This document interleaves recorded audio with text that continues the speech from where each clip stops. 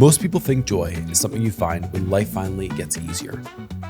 But some people learn that joy is something you choose, especially when life gets harder.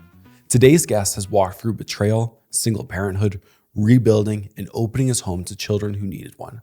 This is a conversation about choosing joy when life doesn't go according to plan. Well, we are here with Steve Moser. Steve, you're a husband, a father, you're also an entrepreneur. But something that's really stood out to me is your ability to choose joy in whatever season that you're in. And so today we get that opportunity to unpack, what does joy actually look like and how do you choose it even in the hard seasons? So Steve, what does it look like for you to choose joy? Yeah, I think joy is the underlying component to happiness. I think happiness is circumstantial. Circumstances are fleeting, and I think if you have joy, then you can be happy in any of your circumstances. Right. So take me back, because I know that some of the circumstances in your life haven't always been the most ideal. I think about when I first met you, you were someone that was walking in and you were a solo father.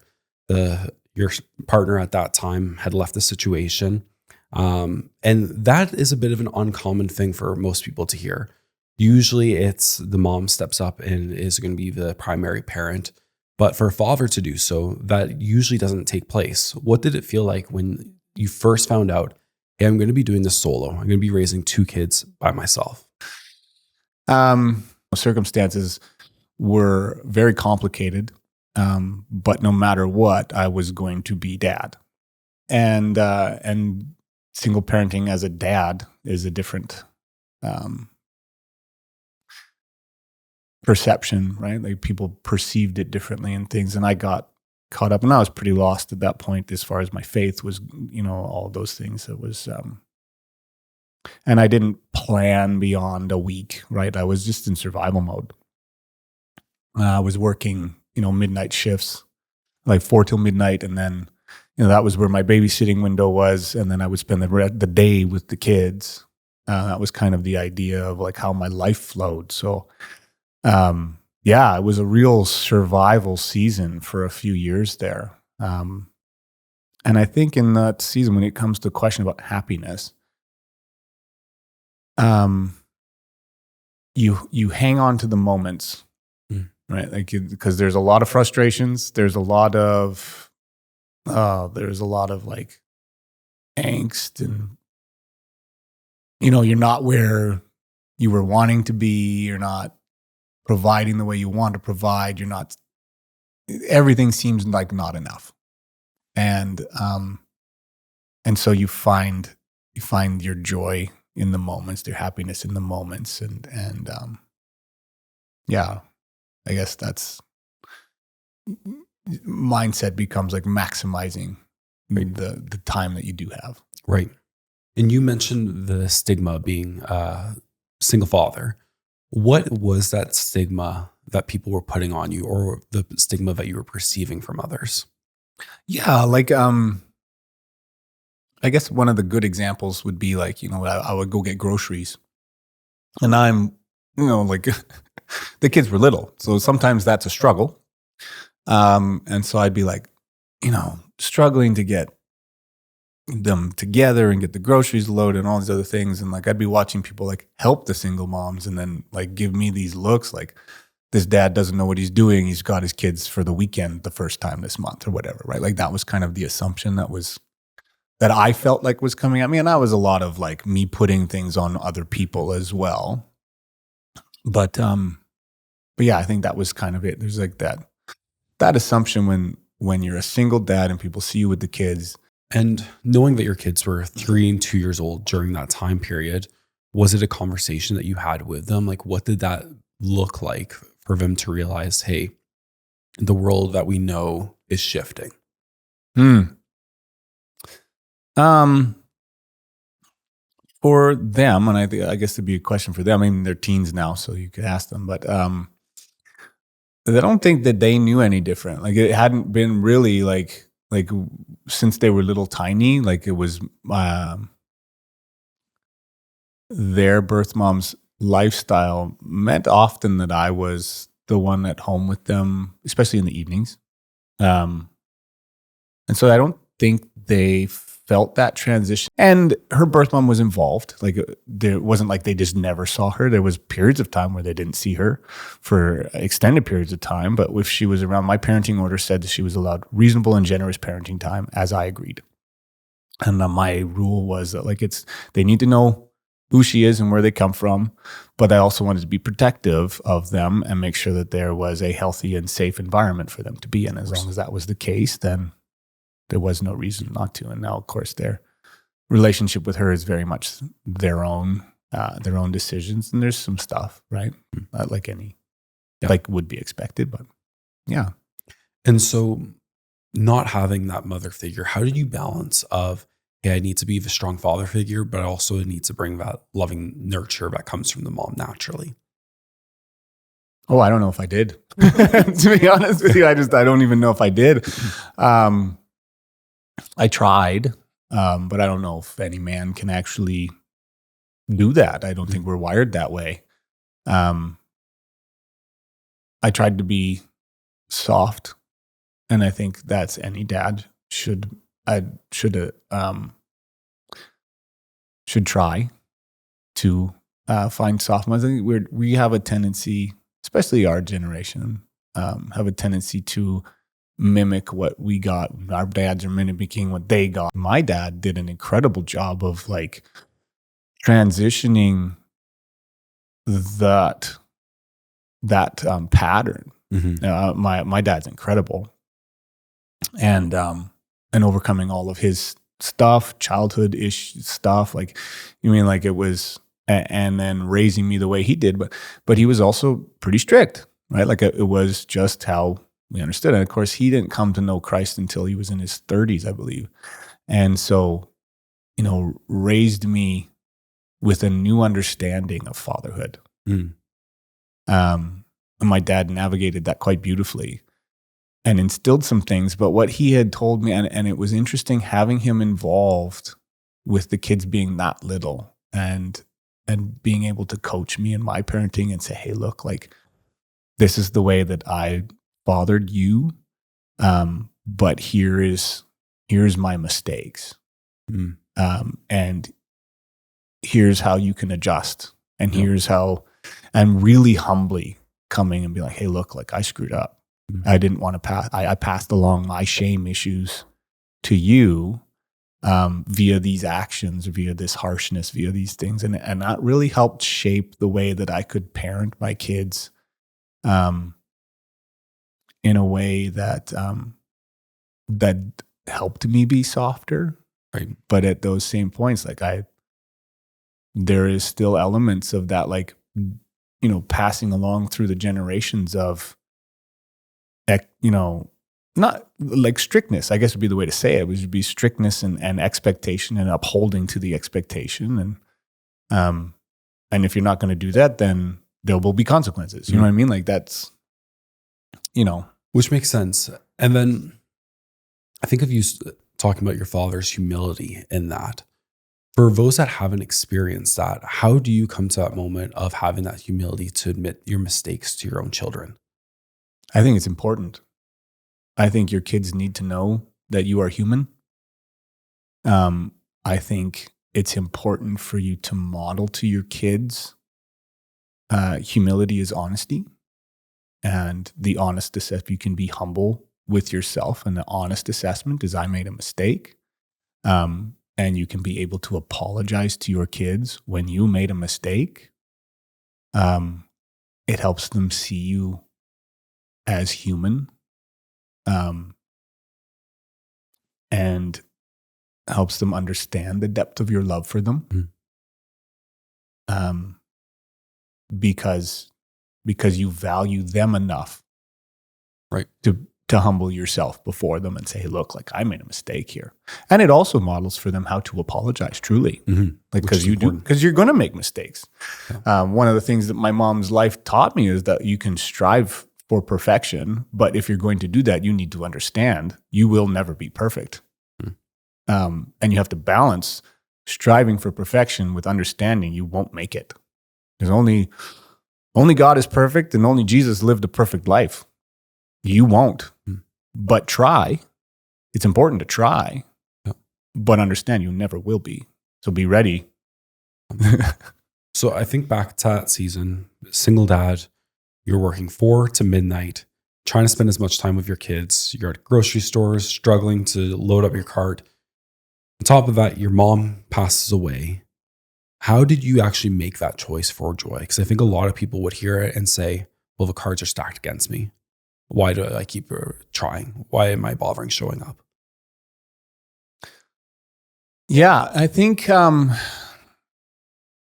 that goes back further.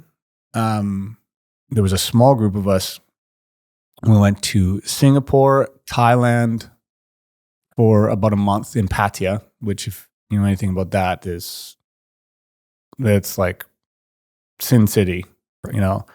It's the prostitution capital of the world, or of the world. Then we were in Amman in Jordan for about it was 3 weeks. Then we were in the West Bank in Israel for a few weeks. I lived in Bethlehem. And then we went to Baghdad. So I was in Baghdad in January 2004. And so through that, I experienced extreme forms of poverty. We handed out food and water in slums in Thailand. I saw man's inhumanity to man in direct application through, just awful stuff that we were. And I was just, as a guy, you're not working in the grit that we were just, doing maintenance on the buildings and things like that for these incredible ministries. They're pulling kids out of that and things like that. And then, then experiencing what war was like, and from a very safe position as being a civilian, there was like some connection to medical supplies. We were visiting hospitals in Baghdad and things like that. And the West Bank, we were passing checkpoints all the time and things like that. Understanding, working in those type of environments. So I think I had this level of differentiation that said like, hey, like no matter how bad things are, they are Western civilization bad. This is first world bad. It's just circumstance. I have a roof over my head. I have food in my cupboard. I have a way to continue providing those things. I'm better off than most of this planet. Right. And I think that perspective opened the door for me to not get caught in the focus on the negatives and to grab the perspective that, hey, these are the positives. And that's a conscious choice. You have to consciously choose. I'm not saying I did it perfectly. I'm not saying I did it all the time. There was definitely points where I was exhausted and tired and frustrated and depressed because things were not going my way. Right. You know what I mean? And I think it's so important of having that reality check. I know for myself, when I went to Africa for the first time and experiencing the poverty there, it just gives you that wake up call of, hey, the things that we're complaining about here probably aren't as big of a deal as we think that they are. And I think for young people, especially, to be able to go and leave home for that first time and experience the world in a safe way, but also like you're talking about being in the capital of the most prostitutes to all of a sudden Bethlehem. Like that's quite a journey, quite an experience. And you don't get too many opportunities in life to do so. So taking advantage of it while you're young to get that life experience, I think is really important. Yeah, I agree. And I don't think it's necessarily to say if you're older, that's too late either, because I didn't go to, like you mentioned Africa. I'd never been to Africa until just a couple of years ago when I was, through business was provided an opportunity to go and was able to go alongside ministry and see that. So, and again, it's different, right? Different place, different circumstances. But the impact is still crazy and hard in the moment, good in application long term. right? And I think there's a lot of things like that when you're going through difficult stuff. I think understanding that it's always going to be used, and you will gain perspective from whatever it is you're going through. That's a mindset thing, right? I think it was John Maxwell that talks about like the way that you approach challenge, right? If you approach challenge with the mindset that I'm a victim of these circumstances, you'll get caught in it, right? If you approach challenge that it's hard, you focus on how hard it is and those type of things, you'll get stuck in there and you'll get beat down by it. But if you focus on the challenge, like, hey, this is an opportunity for me to test my limits, to exercise and strengthen. It is an opportunity for me to overcome something, because on the other side of it, I'm able to see beyond the challenge. And on the other side of it is the reward of even just the experience, let alone whatever is on the other side of it, right? For almost 2 years, this podcast only existed in my head. I had the name, I had the vision, I had the notes in my phone. And I also had 1,000 reasons why it wasn't ready yet. A few days before I was supposed to record the first episode, I almost pulled the plug. I told myself I'd do it someday again. Then a friend took me for coffee, and in about 20 minutes, he reminded me of something I'd forgotten. You don't wait until you're ready to build something that matters. You build it by starting. That conversation is why this show exists. So if you're listening right now and this podcast connects with you, it would mean a lot if you'd subscribe. It's the simplest way you can support this work and make sure you don't miss what's coming next. This way, we can hopefully encourage others to take the same step of faith to pursue their dreams. So let's talk about the other side, because I look at your life now and I don't think most people would be able to even predict what happened in the past. You're married, you've adopted 3 children, you're an entrepreneur, your oldest has just gone off to Hawaii and just experiencing life. What led to all of those changes from what life once was to what it is now? No, it's funny because I get that a lot, especially from if I run into somebody that only knew me back then, right? They kind of just go, "What? Wow, how? Like, did you win the lottery or something?" You know what I mean? Like that, like, and you know. In some ironic ways, jokingly, I did, but you also make your own luck. The real turning point was the day that I started to commit my life back to not just Christ, but living a Christ-centered life and doing it in partnership with our local church and getting in the community. Because I think it's easy, and I think that's an interesting component is that often people feel like I can't belong to this club, right? Like especially church, especially a big church, especially where there's people they have the appearance. Everybody puts on their Sunday best, right? So everybody has this appearance of being successful and happy and all these other things, and it's super intimidating from that side of things. You're like, well, I don't fit in there. I don't belong there. And churches are hospitals. That's where people are putting their lives together. And I think that's where my testimony comes in to be like, yeah, that's where my life got put together. Like I am a living proof of how God works, and how submission works and how servitude works. I didn't see the value in myself until I was bringing value to something that was important to me, right? Like when I first started coming to church, I was like, oh yeah, they asked if I wanted to serve somewhere. Once I kind of committed to going on a regular basis, I'm like, oh yeah, did you want to serve somewhere? I was like, I'd love to, but I can't.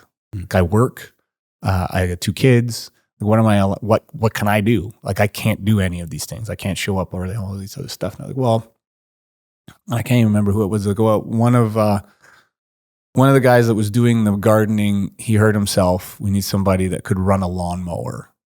And I was like, well, I can run a lawnmower. Heck yeah, I can. So I would take the two kids. They had like a 0-turn, dual, which is, those are great. Yeah. But it had a wide deck, so I could have both the kids. So I would just take the kids and we'd roar around on the lawnmower for a couple hours. But like even doing that, the kids saw the value they brought. We mowed the grass at the church and we benefited the church. I couldn't tithe. I couldn't, whatever. I felt like I couldn't tithe. I could. I did eventually, right? Once you start getting the concept and things like that. But it was like this is what I had to give, and I gave it. And you start to see the value. Like, oh, I do bring value. Oh, right. I then, if I'm bringing value, I then am valuable, right? And so there's all these components to the importance of that connection. And I could go on and on. Yep. But the quick way to say it is like I walked through the doors of the church. Within 6 months, I had transitioned into a new job that it was actually for my now business partner. But within 6 months, I transitioned into a new job where I wasn't working midnight shifts. I was working day shifts and had childcare so that I could pick my daughter up from kindergarten, and because the kids were getting older. Within a year, I met my wife. Within the next 6 months, I had bought my first home. Within a year of being within the church, I'd met my wife. Within a year after that, we had purchased, our together home. Within another year after that, 2 years after that, I'd started my first business. And then within 5 years of having been at the church, I was like running a successful business and married, and life looked great. And then, I'm 10 years later, and like we're living in this like crazy abundance that you told me 10 years ago where I would be. I would have looked at you and told you were absolutely out of your mind. That's not possible, right? And so, and it's not to say, and none of that comes with struggle, and none, because it does.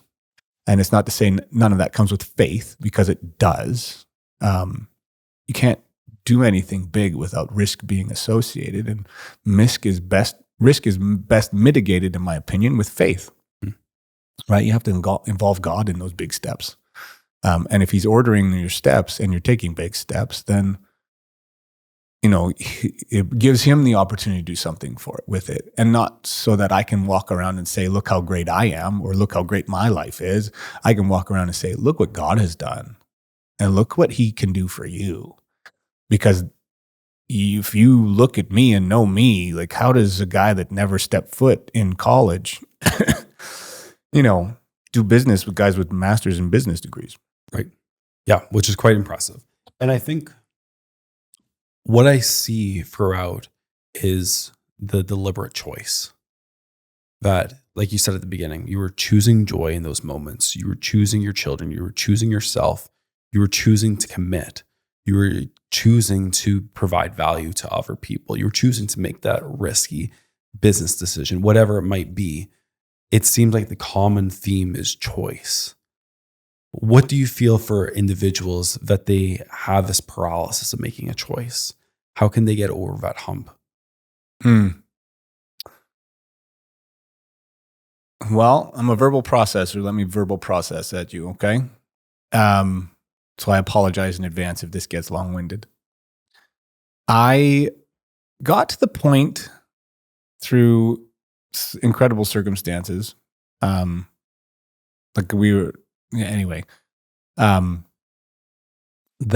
I had basically done everything within a company except for own it. And I worked myself out of that job. I basically, had no longer, I spent most of my time playing on my phone. Sorry, Ariane. Because there was nothing left for me to do. I'd put systems in place and done things, and kind of did an employee review, and I talked to her and was like, look, like, you could save yourself a pile of money by firing me and third partying this out, it'd be way cheaper. It's transitioned to the point where you don't need me anymore. Like, you really don't. And so they laid me off, which is funny. But my dad had called me as soon as I told him I got laid off. He said, "Don't you dare go back to work, you know, for at least this summer. You've never taken time off." Since I don't know, I'd had a job since I was 14. You know what I mean? Like, so I took a summer off, and my wife and I had decided that, you know, by the time she's a teacher, so when her and the kids went back to school in the fall, I would know what I was going to do next. The funny part is that the school year came and went. They were back at school, and I'm sitting around, you know, doing some self-study stuff and reading books and really enjoying my time off and putting out resumes for pick and choosing kind of different things I thought were cool. And so again, my former boss, who is now my business partner, called me and said, "Hey, would you consider doing some moonlighting, you know, for the company that I'm with right now? You know, they need some supplemental pieces after hours, late at night, all these things." So I was like, "Yeah, sure. I'll set something up." And that started the process of me, you know, I had to create something to run that through. I started just saying yes to things, right? So I'm still collecting EI, didn't make any money, but I was just doing these things, right? Just getting ready to do it. So I set it all up. Took about, you know, a month to really get through all of that. Started going through contracts and say, you know, like, should we do this, or this? And then his sister came to me and said, "Hey, look, like, if you're set up, would you host the Central Alberta Job Fair?" So I said, "Sure, why not? I'm set up." So I did it. Right. And so then I had to create an accounting, you know, like I was a sole proprietor business, right? So I had to get everything done to do it. And I made like $1,000. Like, it wasn't like I made a bunch, but I made enough that I needed to report it. So I called, I reported. This is like right before Christmas. And I called, and they're like, the lady, I'm trying to like, "Hey, how do I put this into the system?" Like, because in Canada we got EI. I don't know if we out in the States or whatever, but so I was on employment insurance, and I had to report all of these things, and it's not like EI is a lot, but it was enough to like balance things out with my wife being a teacher. You know, we had a mortgage to pay and all these other things. So I'm looking into reporting, and this lady goes, she goes, "Hey, I need to send you on to an adjudicator in this case." I was like, "Oh, okay." So I go on with the adjudicator, and this adjudicator, so she's working for the government. She starts grilling me, and she goes through everything I've done. So I'm sending her copies of my accounting. I'm like the accounting sheet that I had. I send her to my website. She's browsing the website. She's going through. She's testing the contacts. She's doing all these things, and she looks at all these what I did, and she looks at she's like. And she comes back. It was like an hour on the phone with this lady. And I'm just answering questions thinking I'm reporting. She comes back and she goes, "Sir, this is too well done. There's no way that you're not going to be successful at this. This is your full-time job now. You lose your benefits as of today." Perfect. And just what you wanted to hear. I was like, "Oh, Merry Christmas to you too." Yeah. You know what I mean? Like, that was, and so like, good thing we'd stay, but it was tough on my wife. Because all of a sudden she was carrying the entire financial burden for our family, which is a lot. And I then didn't really have a choice. It was, this has got to work then. You just got to hustle. Right? So I think I guess at that point, the choice was made for me. It's just long-winded answer to how do you, yeah. Sometimes you have the option to make the choice, but then other times life just makes the choice. Life just makes the choice for you. And of course, we were praying a lot about it. And you know what? I've said it a few times when people have thought about starting a business. So you want to increase your prayer life, start a business.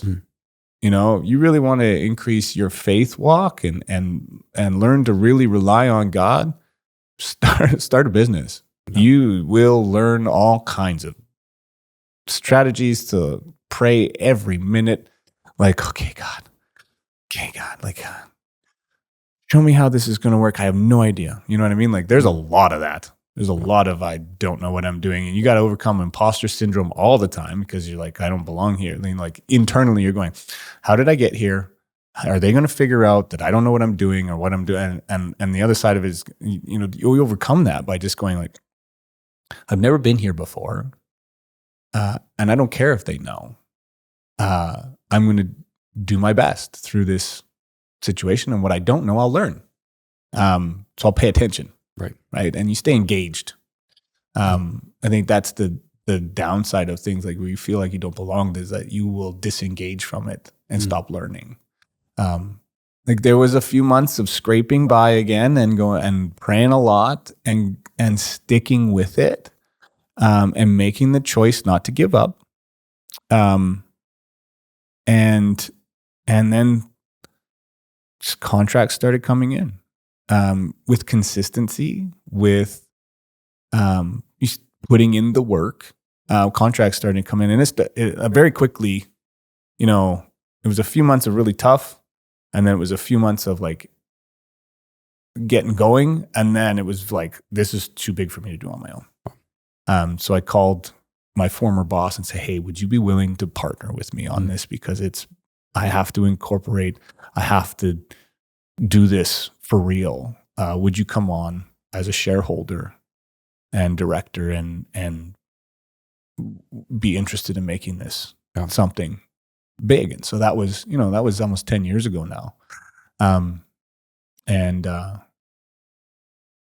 yeah, I mean, that's kind of that. The rest is history, as they say. But yeah, it's funny because I look back on those times and I'm like, oh, the things that I thought were a big deal, I'm like disappointed if I don't get that anymore. You know what I mean? And the principles are always the same. There's just another zero on the end of some things. You know what I mean? But like the principles are the same. Just the numbers are bigger. Yeah, that's really good. I know that we have to wrap up here shortly. Just wanted to do a couple rapid fire, if that's all right with you. Yeah. So what's one book that you come back to often or a piece of media that really stands out to you? It's the John Maxwell 15 Laws of Growth. Okay. Yeah. 15 Invaluable Laws of Growth. That's what it's called. Why does it stick out to you? I bet you if you ask John Maxwell himself, he would say that's the one you should read. Because as long as you're growing, you will, you will continue to be better, get better. Your circumstances will improve. And your mindset will improve, right? Like growth mindset is a big deal. And so, yeah, the 15 laws of whatever it is, 15, that was the one that was like, hey, these are life foundation ideas. Oh, that's good. What's a quote or a motto that you hold on to? He says, yesterday's history, tomorrow's a mystery, but today is a gift. That's why it's called the present. Right. Today's a gift. That's why it's called the present. I like it. Steve, what does happiness look like to you? An intentional choice to choose joy no matter what your circumstances are. Thank you, Steve, for taking the time to share your story and your perspective on choosing joy, fatherhood, and building a life that's bigger than what you planned for. I appreciate the honesty and where the conversation took us. Can you do me a favor? Make sure to hit subscribe, as that helps us to continue growing our audience and bringing more guests in.